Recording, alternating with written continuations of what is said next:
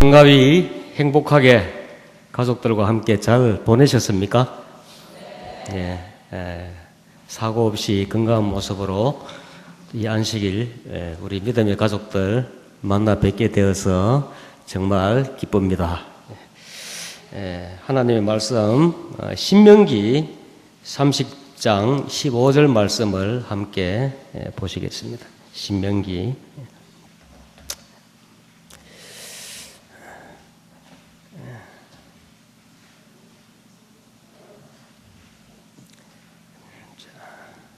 성경을 찾아주시기 바랍니다. 제가 PPT를 준비를 하지 않았거든요. 다음에는 잘 준비해서 PPT도 한번 같이 해서 말씀을 또 드리도록 그렇게 해보겠습니다. 신명기 30장 15절. 자, 시작.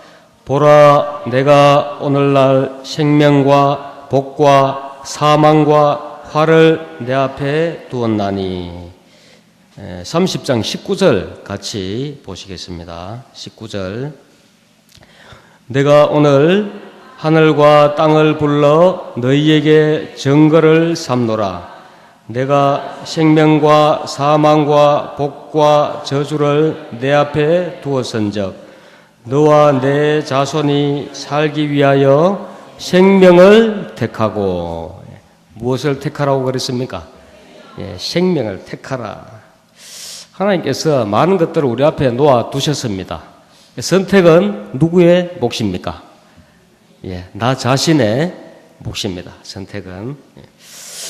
제가 이번 추석 연휴에 말씀을 준비를 하는 과정에서 제가 명절날 말씀 준비한 게 상당히 힘들었습니다. 솔직히 여러 가지 명절에 있는 일들, 가족을 만나고 오고 가는 길에 또 평소에 생각하지 않은 일들을 또 챙겨야 되고 이런 일들 가운데 집중이 안 돼가지고 그래서 나름 좀 고생을 했습니다. 그래서 제가 영감을 좀 얻으려고 영화를 한 프로를 봤습니다. 저 혼자 가가지고 난생 처음 그 영화가 재난 영화, 사람이 극한 상황일 때의 어떤 리얼한 그 모습을 통해서 뭔가 좀 교훈을 좀 얻고 싶어서, 영감을 좀 얻고 싶어서 터널이라는 영화 보신 분 손 한번 들어보시죠. 터널.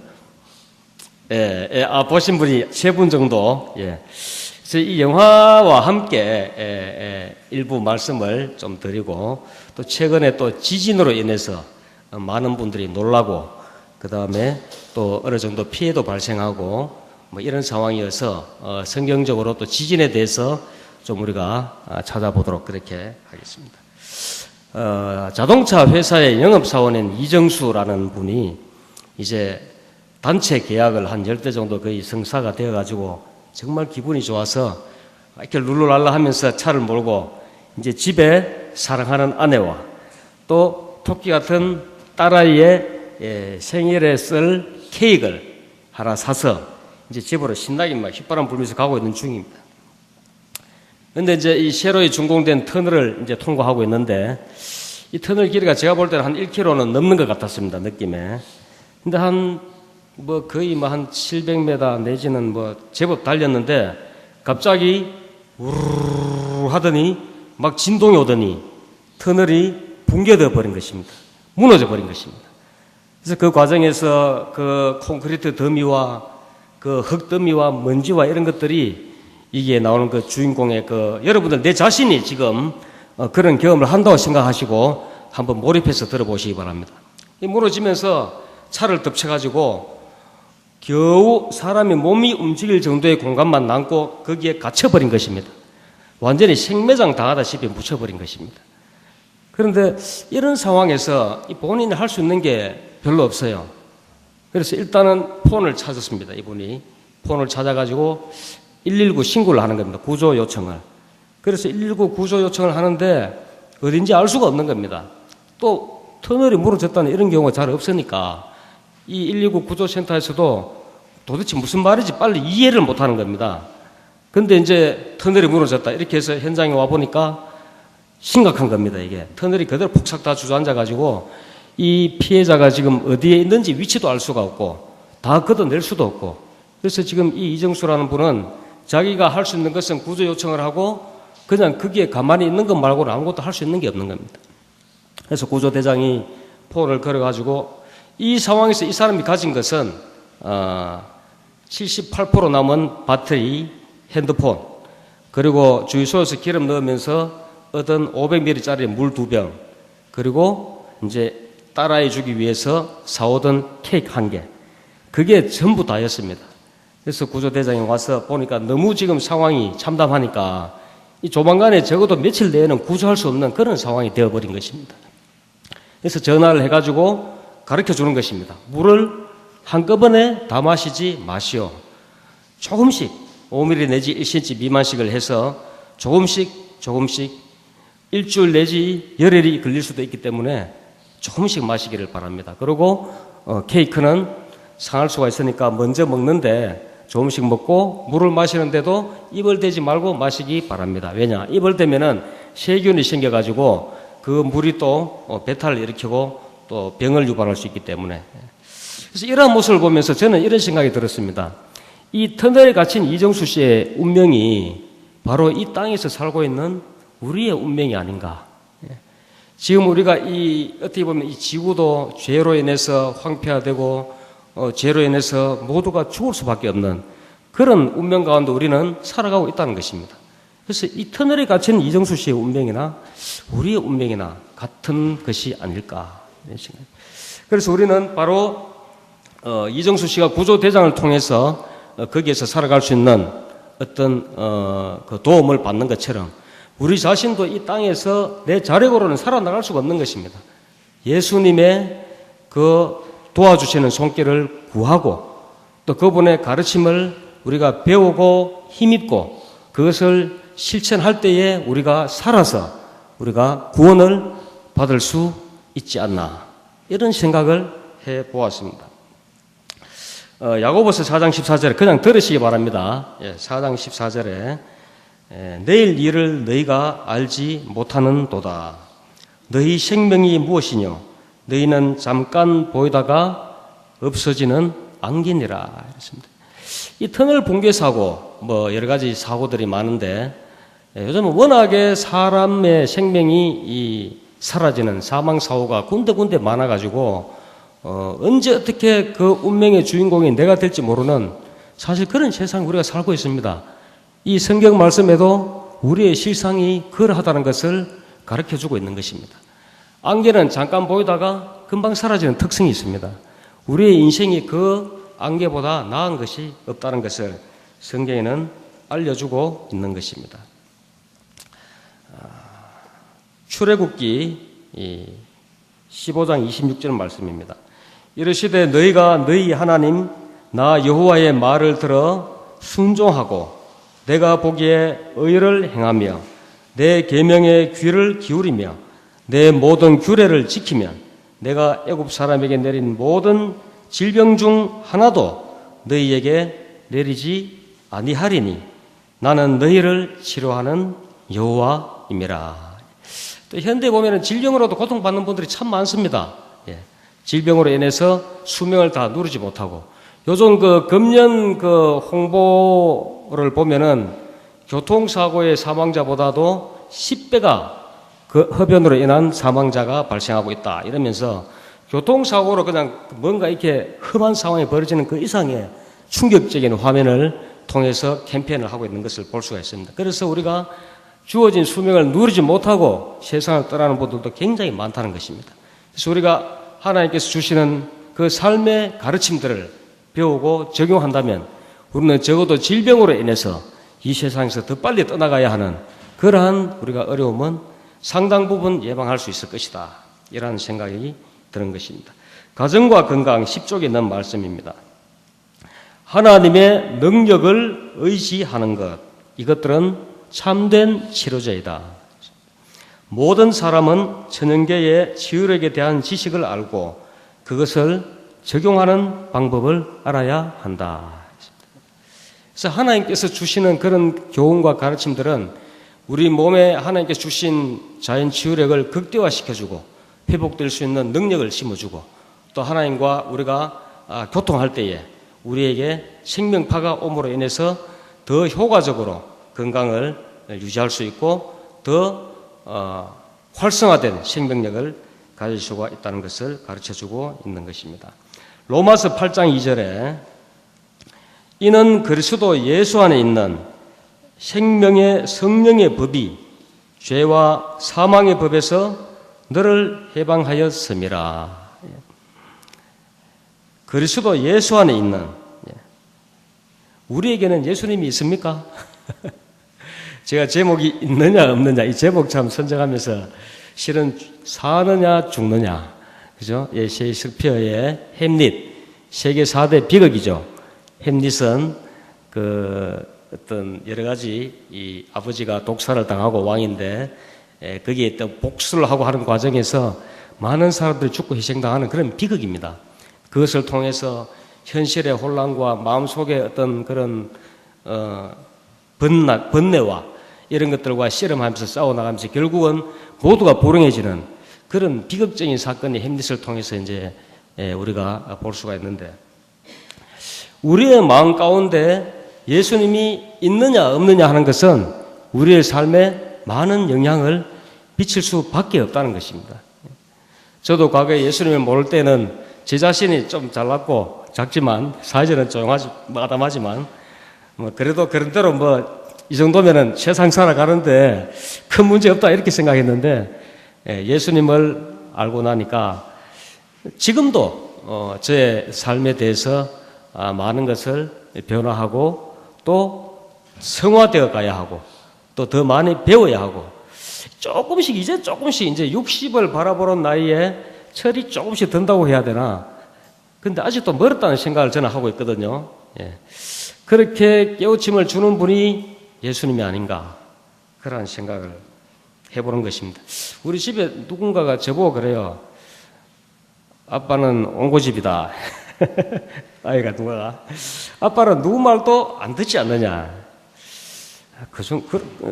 제 아이로부터 그런 이야기를 들으니까 사실 저 약간은 제가 좀 좋게 말하면 강인하고 나쁘게 말하면 저도 고집이 셉니다. 저도 옳다고 싶으면 양보를 안 하는 그런 게 있는데, 제가 다 옳은 건 아니거든요. 근데 이 여러 가지 관점에서 또 역지사지의 입장에서 또 다른 분의 또 어떤 입장에서 여러 가지 다양하게 이렇게 보고 또 생각하고 판단할 수 있는 그러한 마음을 아마 예수님이 주셔야지 제가 그걸 할 수 있는 것 같습니다. 분명히 사람은 자기 관점에서 본단 말입니다. 그러면은 자기 관점에서 옳고 그런 것을 또 판단하고 결정하게 된다는 거죠. 그래서 한 사람 생각보다는 두 사람 생각이 나고, 두 사람 생각보다는 또 더 많은 사람의 생각이 또 이렇게 더 좋은 어떤 관점과 결론과 또 해결책을 찾아내지 않을까, 이런 생각을 해보았습니다. 요즘 저는 이 기도력을 보면서 가정 예배를 하면서 오래되지는 않았습니다만은 참 좋은 말씀의 감동을 얻습니다.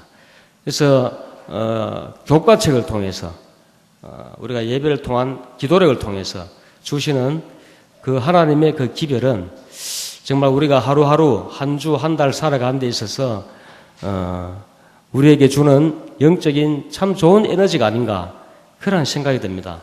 그래서 여러분들도 우리 이 좋은 말씀들을 날마다 섭취하시면서 하나님께서 주시는 그러한 생명적인 그런 교훈들을 잘 받으시고 또 삶에 실천하신다면은 이 터널에 갇힌 사람이 어떻게 구조되는지 구조될 수 있는 것처럼 우리가 이 땅에서 영원한 생명으로 구조되는 그 일이 더 잘 이루어지지 않을까, 그런 생각을 해보았습니다. 그래서 이분이 무너진 그 터널 속에서 이 구조대장이 보이는 게 없냐 하니까 없는 거예요. 근데 그 환풍기 큰 거 있잖아요. 터널 속에 환기시키기 위한 시설. 그 장비가 이제 3번이라는 번호가 보이는 겁니다. 근데 사실 처음에는 이분이 이제 곧 구조될 것이라 하는 희망을 그래도 가졌는데, 구조대장이 조만간에 최대한 우리가 빨리 당신을 구하러 들어가겠다. 우리는 구하는 데는 대한민국 최고다. 이러면서 이분을 안심을 시키면서 이렇게 진행을 하고 있는데, 앞불사 큰 문제가 생긴 것입니다. 3번이라는 그 번호를 보고 그 지점을 설계도를 보고 찾아서 이제 천공기, 땅을 뚫는 장비입니다. 천공기를 통해서 150m 지상에서 뚫어 들어가고 있는데 다 뚫었어요. 바닥이 콘크리트까지 다 나왔어요. 아스팔트까지. 그런데 소리를 통해서 주변의 사람을 찾아보니까 들리질 않는 겁니다. 설계도 가져오고 시공했는 상황을 보니까 부실 시공으로 인한 한계가 없는 겁니다. 환풍기가. 도면상에는 양쪽에 4개씩 8개가 있어야 되는데 한 개 빼먹어버리니까 이 3번이 엉뚱한 위치에 가 있는 겁니다. 그래서 그렇게 한 열흘 정도를 시간을 소비를 했는데 처음부터 다시 뚫어야 되는 그런 상황이 발생하였는 것입니다. 그래서 우리가 정말 삶에서 우리가 이 원칙들, 어떤 규범들, 그 다음에 하나님의 어떤 계명들을 우리가 정말 잘 지키며 살아야 되겠다. 뭔가 빼먹고 제대로 안 하면은 이게 죽는 겁니다. 사람이 죽는 겁니다. 예. 구하려고 해도 제대로 구할 수도 없어요, 이게. 답을 찾기가 어려운 겁니다. 그래서 이정수 씨에게 구조대장이 정말 죄송합니다. 이거 다시 해야 되겠습니다. 상황 설명을 하니까 그때는 이제 이정수 씨가 절망이 오는 겁니다. 환장하는 거죠. 좀 속된 말로. 이게 과연 내가 살아나갈 수 있을까? 이제는 물도 거진 다 먹었고 이제 소변을 받아 먹으라고 구조대장이 그래요. 소변을 받아서 빈병에다 드시라고. 이제 이정수 씨가 소변 대장님 먹어봤어요. 죄송합니다. 전 못 먹어봤네요. 그래서 이 구조대장이 자기도 화장실에 가서 받아가 자기 안 먹어본 걸 남보고 먹으라 하니까 미안한 거죠. 먹어보는 그 장면에서 뭔가 좀 우리 예수님께서 육신을 쓰고 이 땅에 오신 것처럼 그 사람의 그 정말 그 힘든 것을 체험을 해보는 뭐 똑같지는 않지만 또 그런 생각이 좀 들었습니다. 그래서 오줌을 먹으면서 그러면서 이렇게 어떻게든 이정수 씨는 살아야 되겠다는 의지가 있는 겁니다. 아내가 기다리고 있고 딸이 기다리고 있기 때문에 나는 어떻게든 살아서 나가야 되겠다.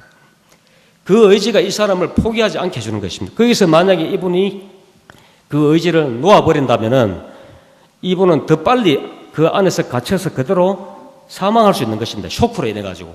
더 이상 희망이 없으니까. 나는 죽었다는 것 때문에 살아나갈 수 있는 희망이 전혀 없기 때문에. 그래서 안심을 시키고 부인이 와서 통화를 하고 나중에 폰이 다 끊겨버리니까 방송을 통해서 이제 전파가 조금 들어가니까 이정수 씨에게 보내는 가족의 편지 또 구조대에서 보내는 소식 이런 식으로 해가지고 절망하지 않도록 이렇게 하면서 구조 작업을 하는데 그 어떤 그 곧 나갈 것이라는 희망이 절망으로 바뀌는 그 순간은 정말 참 인간이 그 상황에서 할 수 있는 게 없더라고요. 정말 분노하고 어찌할 수 없는 뭐 내 스스로는 아무것도 할 수가 없으니까. 그래서 우리가 때로는 이 땅에 살면서도 어떤 절망적인 상황 여러분 경험하신 분들이 있을 겁니다.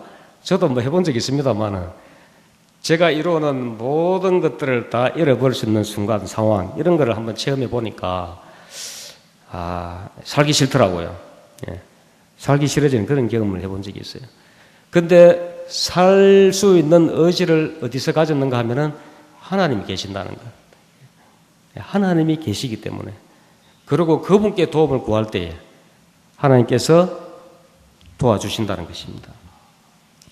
그래서 에스겔서 16장 6절에 내가 너의 곁으로 지나갈 때에 너가 피투성이가 되어 발짓하는 것을 보고 너에게 이르기를 너는 피투성이라도 살아있으라.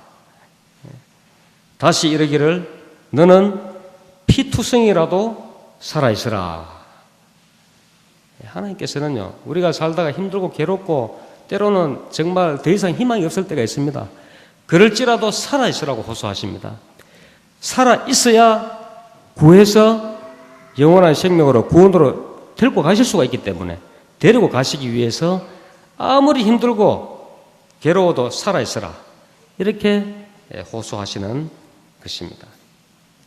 계시록 3장 19절에 또 이런 이야기도 있습니다. 무릇 내가 사랑하는 자를 책망하여 징계하노니 그러므로 내가 열심을 내라 회개하라.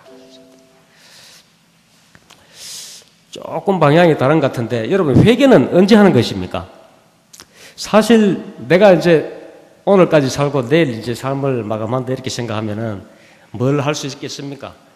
많은 분들에게 뭐 물어보면은 먼저 그죠? 예. 내가 사랑하는 사람에게 전화를 하겠다. 원수진 사람과 화해를 하겠다. 시큰벗겠다. 뭐 여러 가지 이야기들이 있는데, 예. 회개는 우리가 예수님을 처음 만나서 회개를 하겠죠. 예. 침대 받을 때 우리가 회개를 하고 침대를 하는 거죠. 받는 거죠. 그러면은 다 하는 것입니까? 예. 우리 고개를 흔드셔요. 예. 회개는 우리가 구원을 경험한 그 시작부터 구원이 완전히 이루어지는 그 순간까지 우리는 날마다 회개의 경험을 해야 된다고 보는 것입니다. 그것을 하게 해주는 분이 성령이시란 말이에요. 회개하는 죄는 하나님께서 용서하지 않는 죄가 없습니다. 그러나 회개하지 않는 죄는 하나님께서 용서하실 수가 없는 것입니다. 공의의 하나님이시기 때문에. 그래서 우리는 날마다, 매주마다, 매년마다 우리는 나의 삶을 돌아보면서 회개하는, 그분의 음성에 귀를 기울이고 우리는 정말 그분의 뜻에 따라가는, 우리가 부지불식간에 지은 죄를 뉘우치는 그러한 경험을 늘 해야 한다는 것입니다. 그래서 이제 구조를 중단하려고 하는 와중에 옆에 또 다른 터널 공사를 하고 있고 이래서 발파를 모아는 겁니다. 이렇게 구조 작업 중에 발파를 또 해버리면 진동 때문에 무너져 버릴 수가 있기 때문에, 그래서 이제는 눈물을 머금고 그 부인도 이제 구조 활동을 포기하고 바로 인근에 있는 제2터널 공사가 하루에 15억이 적자가 난대요. 공사를 못 해가지고 중지시켜 놨기 때문에 사람을 구하기 위해서. 그래서 그렇게 30일 이상 흘러가 버리니까 이제 이 사람 죽었지 않겠느냐. 죽은 사람 때문에 우리 더 이상 이렇게 기다릴 수 없다. 그러니까 이제 그만하고 공사를 여기는 시작을 해야 되겠다. 공사 시작이 직전에 이 구조대장이 마지막으로 포기하지 아니하고 그 뚫어놓은 구멍을 향해서 내려가가지고 장비를 들이대고 부르고 이런 와중에 결국 못 찾고 올라오는데 이 이정수 씨가 자동차 경험기를 계속 눌러대는 것입니다. 그래서 올라왔는데 거기에 급하게 떨어뜨리고 나온 장비를 통해서 그 소리를 위해서 감지한 것입니다. 그래서 어떻게든 우리도 살아야 되겠다는 이런 의지를 가져야 된다는 것입니다. 그분의 손을 붙잡고 나도 살아야 되겠다. 그런 의지가 내 안에 있어야 한다는 것입니다.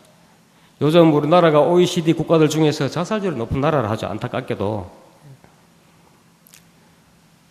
제일 큰 죄는 바로 그러한 죄를 짓는 것이거든요. 어떻게든 우리는 살아서 그분께서 주시는 우리가 은혜를 받고자 하는 마음을 가져야 한다는 것입니다.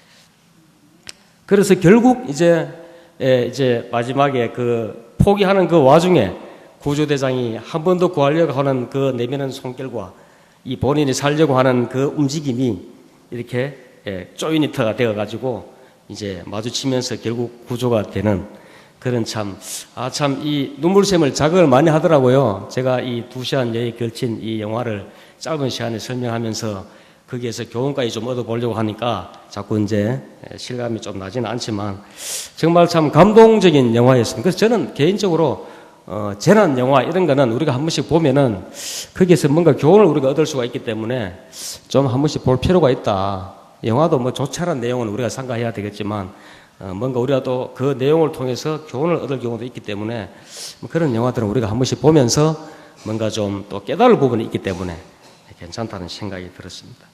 그럼 지진이, 여러분 저도 그 영화 보고 왔는데 공교롭게도 그날 저녁에 제가 돌소파에 앉아서 TV 뉴스하고 이런 게 좀 보고 있는데 엉덩이가 바이브레이션이 떨림이 드들드들 오더라고요. 이게 웬일이지? 저는 처음에는 이게 4D 영화 볼 때 경험했는 기억이 있는데 시트가 막 덜덜덜 떨리는 그런 효과를 주거든요. 바람도 휙휙 불고 막 물도 휙 날아오고. 이게 영화관 다니는데 왜 이런 현상이 나타나지? 처음에는. 그런데 이게 샹들리어 크지는 않지만 막 흔들리더니 이게 나중에 이게 지진이구나. 예, 건물이 저는 이제 4층에 살고 있습니다만 건물이 그냥 흔들흔들 하는 겁니다. 이게. 그래가 이게 지진이구나. 지진 맞지? 그래 저도 전화 막 걸었죠. 일단은 여기저기 기상대 파출소 나가니까 다 통화 중이에요. 이게 지진 맞는지 아니면은 뭐가 인근에서 무슨 폭발이 있었는 건지 아니면 김정은이가 미사일을 쐈는 건지 알 수가 없는 건데 제가.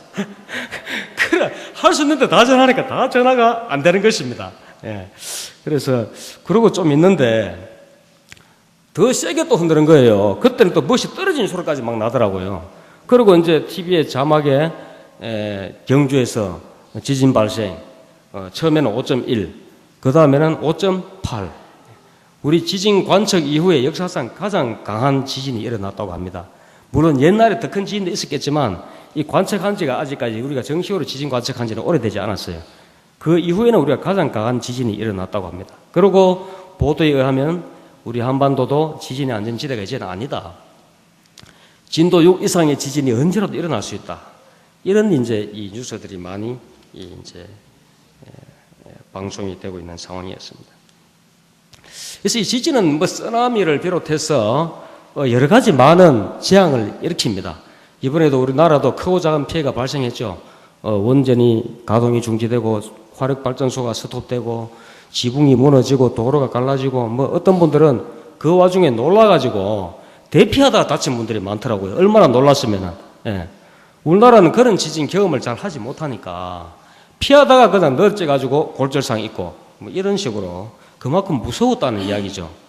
그래서 지금 우리가 이렇게 지금은 또 하나님의 붙드시는 은혜로 그런 지진을 많이 경험하지 않고 지금 살아가고 있지만 언제 또 일어날지 모릅니다. 그래서 뭐 불의 고리 그러죠. 태평양 연안에 뭐 에콰도르도 그렇고 뭐 쭉 계속 지진이 빈발하고 있습니다. 지금 통계에 의하면은 과거보다는 더 많은 지진이 지금 일어나고 있는 것은 확실합니다. 경주도 지금 이번에 그렇게 지진 나고 난 뒤에 여진이 330회 이상의 여진이 있었다고 합니다. 예.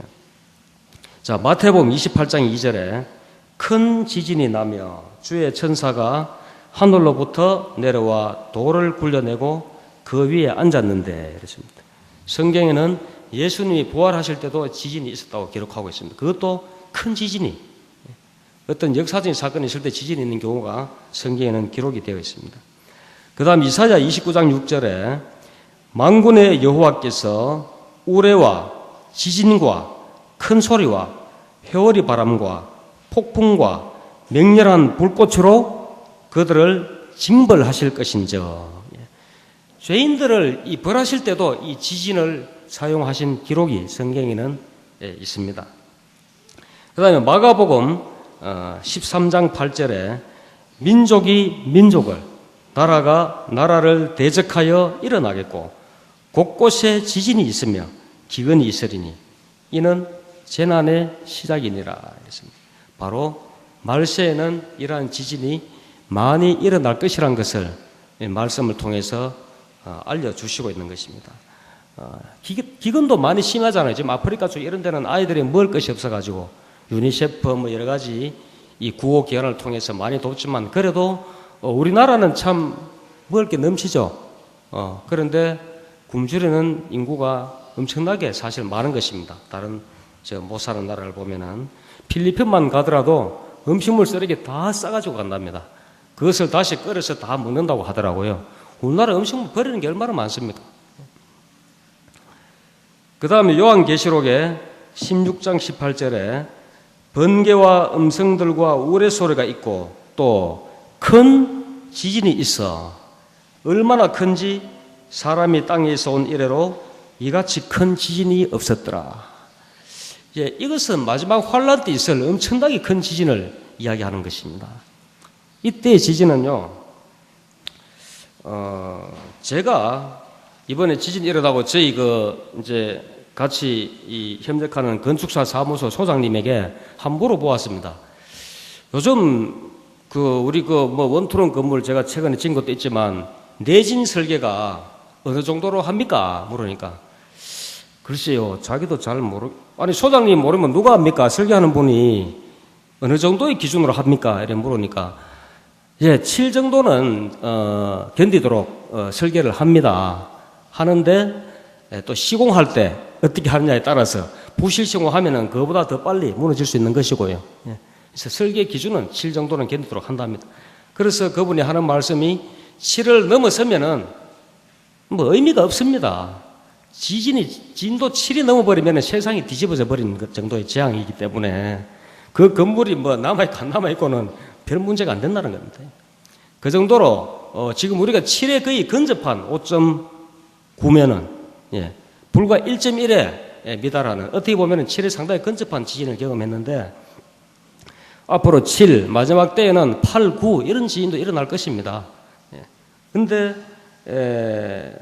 이러한 지진을 지금도 많은 분들이 두려워하고 그 흔들림을 경험하고는 집에 들어가지도 못하고, 이것이 우리 사람의 실상입니다. 그런데 우리는 놀랄 필요가 있을까요? 이 지진을 보면서 놀랄 필요 없습니다. 두려워할 필요도 없습니다. 오히려 우리를 데리러 오시겠다 하신 예수님의 그 오실 시기가 가까워지는 것을 우리는 깨닫고 더 준비하시고 또 이것을 우리가 많은 사람들에게 가르쳐 줘야 한다는 것입니다. 요한 1서 5장 12절에 아들이 있는 자에게는 생명이 있고 하나님의 아들이 없는 자에게는 생명이 없느니라 이랬습니다. 나에게 예수님이 있으면, 계시면 우리는 어떤 재난도 두려워할 필요가 없는 것입니다. 오히려 그것을 통해서 아버지께서, 하나님께서 주시는 그러한 우리가 예언의 기별에 귀를 더욱 기울일 필요가 있고 그것을 준비해야 할 필요가 있다는 것입니다. 우리가 두려워해야 할 것은 아들이 내 안에 없는 것을 두려워해야 되는 것이지 지진을 두려워할 필요는 없다는 것입니다. 시편에 46편 1절에 하나님은 우리의 피난처시여, 여기는 다 차에서 같이 우리 읽어보시겠습니다. 시편 46편 1절부터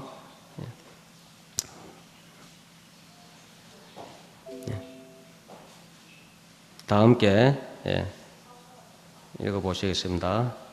시편 46편 1절. 자, 시작. 하나님은 우리의 피난처시요 힘이시니 환난 중에 만날 큰 도움이시라. 그러므로 땅이 변하든지 산이 흔들려 바다 가운데 빠지든지 바닷물이 흉흉하고 뛰놀든지 그것이 넘침으로 산이 요동할지라도 우리는 두려워 아니하리로다. 7절에 만군의 여호와께서 우리와 함께 하시니 야곱의 하나님은 우리의 피난처시로다. 아멘. 나에게 하나님이 계시면, 아들이 있으면 우리는 이 지진도 두려워할 필요가 없습니다. 물론 이 지진에 대해서 대피하는 방법을 배우고 대처법을 배우고 우리가 이 땅에서의 또 그런 것들은 필요합니다. 훈련도 필요하고. 그러나 나중에는 그러한 것 저러한 것 다 필요 없는 그런 재앙이 다가온다는 것입니다. 그때에 우리를 구해 주실 분은, 우리의 도움은 하나님밖에 없고 또 하나님께서 우리를 도우시고 구하시겠다, 피난처가 되시겠다, 이렇게 약속을 하시는 것입니다. 그래서 우리는 적어도 그리스도인은 지진을 보고 두려워하거나 무서워할 필요는 있다 없다? 없다. 없습니다. 오히려 예수님의 발자국이 더 가까이 들리는 것을 우리가 깨달아야 하는 것입니다. 일전에 저희 집에서 핸드폰이 충전기에 꼽혀가 있어요. 그런데 잘 보니까 그 핸드폰이 그 케이블은 핸드폰에 꼽혀 있고 그 꼽혀 있는 케이블은 빠져 있고 충전기에 꼽혀 있는 케이블은 또 핸드폰이 꽂혀있지 않고 중간에 또 빠져 있고, 저희 집이 식구가 여러 명이니까 어떤 상황인가 하면은 제가 누구라고 이름까지는 못 밝히고 후환이 두려워서 폰 충전을 한다고 꼽아놨는데 케이블을 하나는 꼽아놓고 딴 데다 그냥 뽑아놓은 상태로 두고, 또 충전기는 꼽았는데 그거는 또 핸드폰에 연결된 게 아니고 그냥 딴 데로 빠져있고 그래서 케이블 두 개가 각각 다른 곳을 꽂혀 있는 겁니다. 그러니까 충전이 안 되는 거죠. 여러분, 이렇게 사시면은 이게 안 됩니다. 우리는 이 충전기 케이블을 누구에게 꽂아놔야 됩니까? 예수님께 꽂아놔야 됩니다. 예수님께. 케이블을 중간에 이상한 데, 엉뚱한 데 잘못 꽂아놓으면은 이슬에 휘말린다든지 우리가 세상에 빠져든다든지 우리가 이 세상의 유혹들 많지 않습니까? 그런 것이 잘못 우리가 꽂아놓으면은 그 속담이 있죠. 우리나라 말에 호랑이에게 몰려가도, 그렇죠, 정신만 차리면 산다. 그 다음에 또 하늘이 무너져도 솟아날 구멍은 있다. 다 하나님께서 그렇게 할 수 있도록 해주시는 것입니다. 그래서 우리는 우리의 케이블을 예수님께 정확하게 꽂아 놓으셔야 됩니다. 중간에 그냥 빠진 거를 갖다 그냥 두시면은 우리는 살지 못할 수가 있다. 이런 이야기입니다. 그래서 정신 차리고 하나님의 음성에 귀를 기울이면서 그분께서 인도하시는 그 정말 그 전지전능하신 그 손에 우리를 맡기고 우리는 그분과 함께 구원의 그날까지 더 많은 분들을 이제 11달 전도에 되십니다. 그죠? 인도해서 함께 손에 손잡고 그 길을 가시는 우리 모두가 되시기를 바랍니다. 감사합니다.